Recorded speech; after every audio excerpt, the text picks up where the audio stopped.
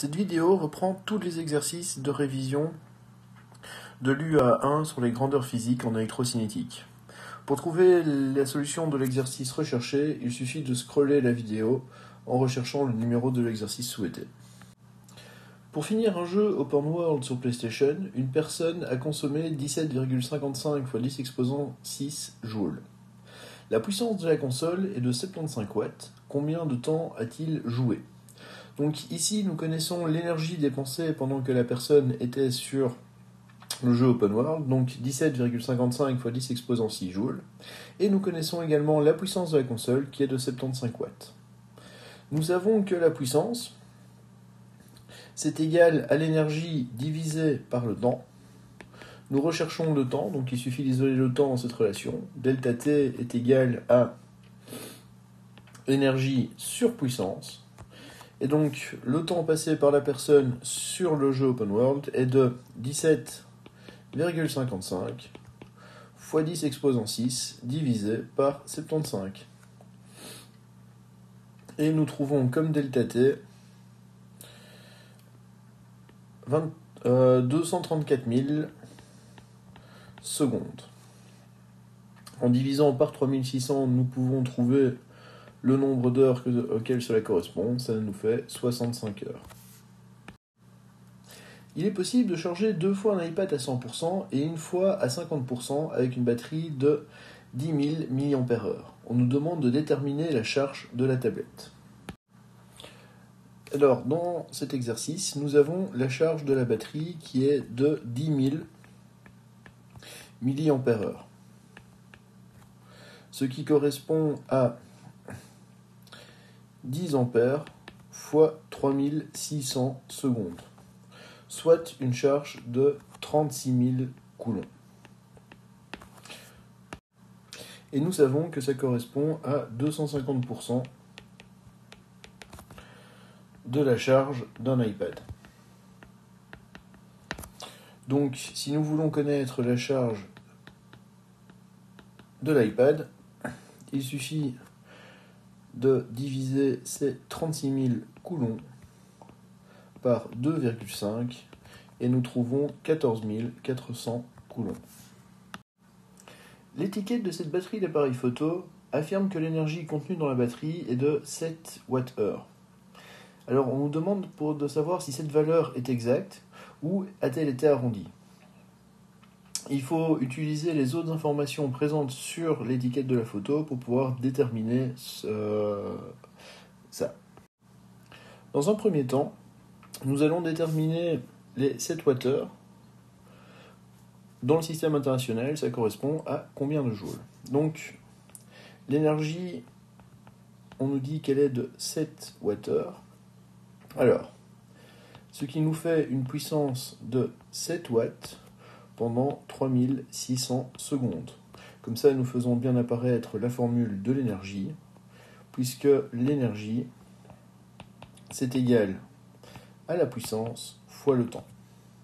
Donc, notre énergie, selon l'étiquette, est de 25 200 joules. L'étiquette mentionne également que le voltage de la batterie est de 7,4 volts et que la charge de la batterie est de 950 mAh.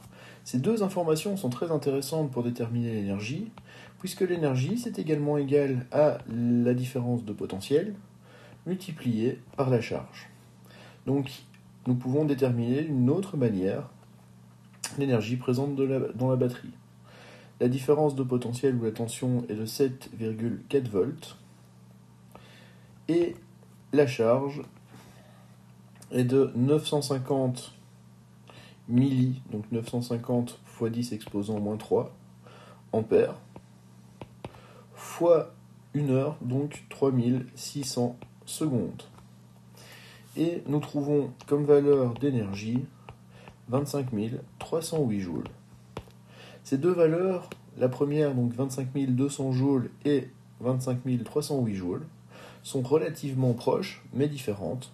Nous pouvons donc dire que les informations sur la batterie ont été arrondies. Une personne met 8 heures pour finir un jeu de la franchise Halo sur Xbox, qui est branché sur le secteur. Sachant que la puissance de la console est de 75 watts, on nous demande de déterminer l'énergie utilisée pour finir le jeu et déterminer l'intensité du courant électrique fourni à la console. Nous connaissons donc le temps de jeu qui est de 8 heures, ce qui nous fait 28 800 secondes, ainsi que la puissance de la console, 75 watts. Nous avons une autre information, à savoir la console est branchée sur le secteur. Une prise de courant dans nos régions a toujours une tension à peu près de 220 volts. On nous demande donc de déterminer l'énergie utilisée par le joueur pour finir le jeu. L'énergie est égale à la puissance fois le temps. Nous avons donc une puissance de 75 watts multipliée par un temps de 28 800 secondes. Et nous trouvons comme énergie dépensée 2,16 x 10 exposant 6 joules. Ensuite, on nous demande de déterminer l'intensité fournie à la console. L'intensité, c'est égal à la puissance sur la tension. Donc la puissance vaut 75 watts et la tension est de 220 volts puisque nous sommes branchés sur le secteur, ce qui nous fait une intensité de 0,34 ampères. Une tablette possédant une batterie de 8600 mAh est rechargée totalement à l'aide d'un courant de 2,15 ampères. On nous demande combien de temps a duré la charge. 8600 mAh est l'unité usuelle de la charge électrique. Il nous faut la transformer en système international. Donc 8600 milli, ça fait 8600 x 10 exposant moins 3. L'ampère est une unité du système international et une heure, c'est 3600 secondes. Notre charge électrique est donc de 30 960 coulombs. Nous savons que l'intensité est égale à la charge par unité de temps. Donc le temps est égal à la charge sur l'intensité, ce qui nous fait 30 960 coulombs sur une intensité de 2,15 ampères, et nous trouvons 14 400 secondes. Si nous divisons cette valeur par 3600, nous obtenons le temps exprimé en heures, donc un temps de 4 heures. La batterie d'une perceuse électrique se recharge en 10 heures. Sa capacité est de 8 ampères-heure. On nous demande de déterminer l'intensité du courant fourni à la batterie pour une charge complète. Nous savons que l'intensité est égale à la charge divisée par le temps. Notre charge ici est de 8 ampères-heure et notre temps est de 10 heures. Nous trouvons donc une intensité de 0,8 ampères. La puissance d'un sabre laser est estimée à 10 exposant 9 watts. Dans l'épisode 3 de La Revanche des Sith, nous avons pu assister à un superbe duel entre Anakin et Obi-Wan qui a duré 12 minutes. On nous demande de déterminer l'énergie consommée par les deux sabres pendant ce duel. Nous savons que l'énergie est égale à la puissance fois le temps. Donc l'énergie d'un sabre est égale à la puissance de ce sabre fois le temps pendant lequel il est actif. Ici, nous avons donc une énergie consommée de 720 pour le temps fois 10 exposant 9 joules, ce qui fait une énergie de 7,2 fois 10 exposant 11 joules. Ça, c'est pour un sabre. Comme il y a deux sabres, l'énergie totale est égale à 2 fois l'énergie d'un sabre, et nous trouvons donc une énergie totale de 1,44 fois 10 exposant 12 joules. La Tesla Model S a une batterie de 85 kWh. Donc le kilowattheure est une unité d'énergie et une autonomie de 500 km. Donc, on nous demande de déterminer le nombre de joules nécessaires, donc l'énergie nécessaire pour parcourir 1 km.